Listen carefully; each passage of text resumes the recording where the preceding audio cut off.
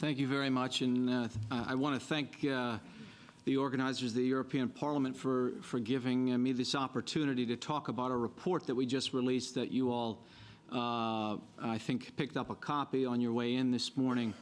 And to those of you, your eminences and diplomatic corps members of Parliament and dear friends, I'm really humbled actually to be up here today, thinking about what is in front of us and what is in front of you in your country.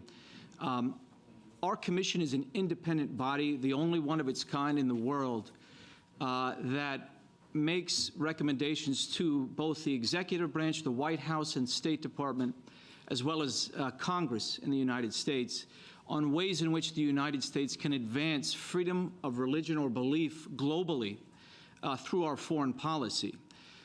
We use the international human rights standards as our benchmark, not any kind of American values or standards. And this is an important point because these are ingrained through the Universal Declaration of Human Rights and the International Covenant on Civil and Political Rights, UN treaties that espouse the freedom of thought, conscience, religion, or belief. And this means the right to believe or not to believe, to change your religion, to manifest your religion freely and publicly.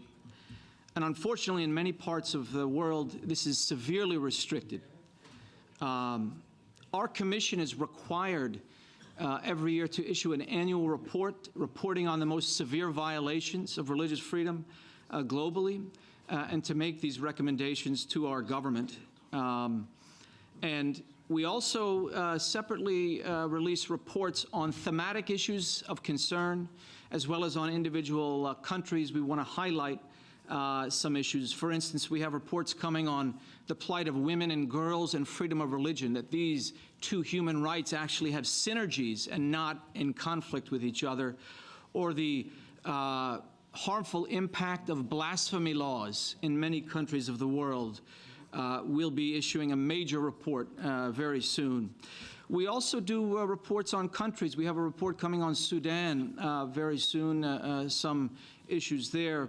But just earlier this month, we released this report called Wilting in the Kurdish Sun, as I mentioned.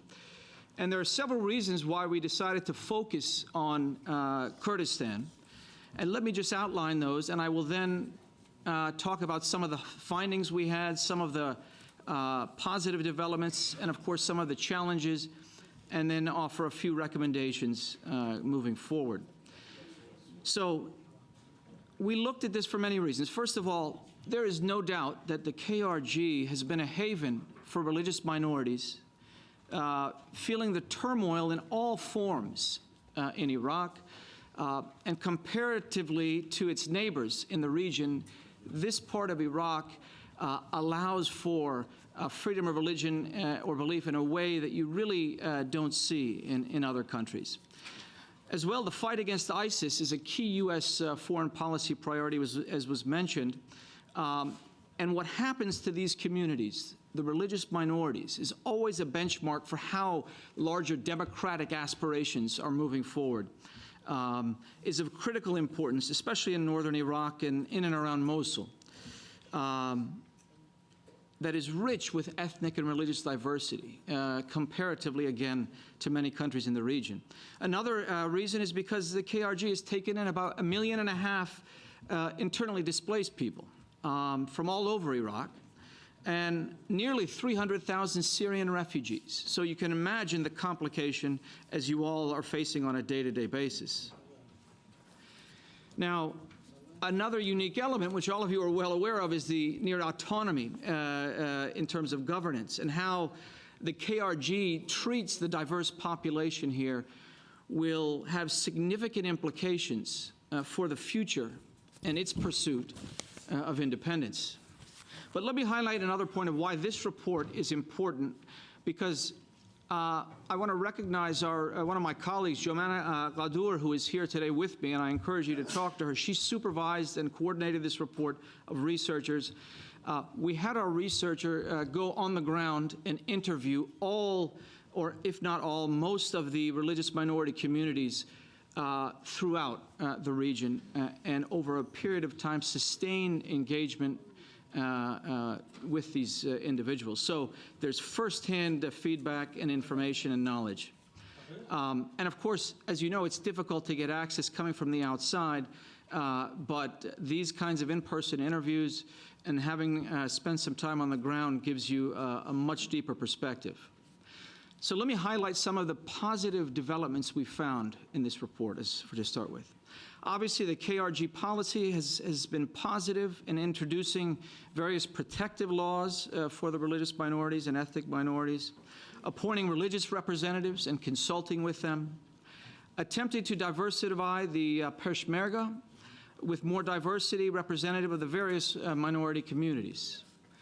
Obviously, as I mentioned, far more welcoming and tolerant of the minorities than its regional neighbors, has done important work with the IDPs, although this is an ongoing struggle on many levels. While the KRG has said publicly, privately, in many venues that it is looking into the seizure of Christian lands and others, that this remains a long-standing problem, there's much to be done in this area. Another element, the economic blockade on Sinjar has been slowly lifting, although significant tensions remain and there's concern in the Sinjar area. So this is something that also needs some progress. Now, a few of the areas that we found very clearly are of continuing concern, and we'd like to see some progress. The favoritism of Sunni Kurds, above all other groups, is a concern for many of the interlocutors on the ground. Christians, Yazidis, Turkmen, all stated this very clearly about the freedoms and opportunities available to Sunni Kurds are not available across the board to other religious and ethnic groups. The issue of whether Yazidis are Kurds remains an issue, ongoing issue. Yazidis who oppose this say it destroys their religious and national identity, and trying to count on them as part of the Kurdish population. Now, there are other issues. In the areas newly liberated from ISIS, groups claim that the civilian homes were destroyed and looted not by ISIS, but by Kurdish forces, and that claim that Kurds are being allowed to return to their homes, but non-Kurds, including Arabs, are being told to wait in IDP camps and not permitted to enter. Rule of law and enforcement is a positive sign as it applies to the general population, although it can sometimes be arbitrary when it applies to non-Sunni Kurds. Another repeated concern we heard is the fear of growing extremism. And we hear it, I mean, just kind of listening to you all, again, why it's so humbling is because it's a reinforcement of what we found here, that this, if not addressed immediately through a multiple series of efforts, could have very significant backlash on the community. And of course, in the disputed territories, there's problematic between the Kurdish groups, the non-Kurdish groups, as well as the Shia militias and the PMF, who are hostile to Kurds, seen as encroaching on Shia lands. But let me highlight some of the specifics with the Christian community that we found. This appropriation of Christian lands by Kurdish officials and repopulation of former Christian lands in Dohuk and Erbil. This is a concern. Closer investigation is still needed to understand what can be done to improve this issue. As we hear repeatedly that this is a long-standing issue, it's being looked into, but we're still looking for the concrete positive developments. According to our researchers, the KRG does make special efforts to provide for Christians. Several leaders interviewed stressed that the efforts of the KRG directly benefited and protected their communities. 3 archbishops from different denominations detailed money provided by the government for the building of churches. Christians have complained, again, not only of the appropriations, but again of this concern about some of the encroaching extremism coming back. Now, when you step back for a minute and look at the general developments in Iraq, we have seen some efforts by the central government from preventing the PMF from encroaching in some areas.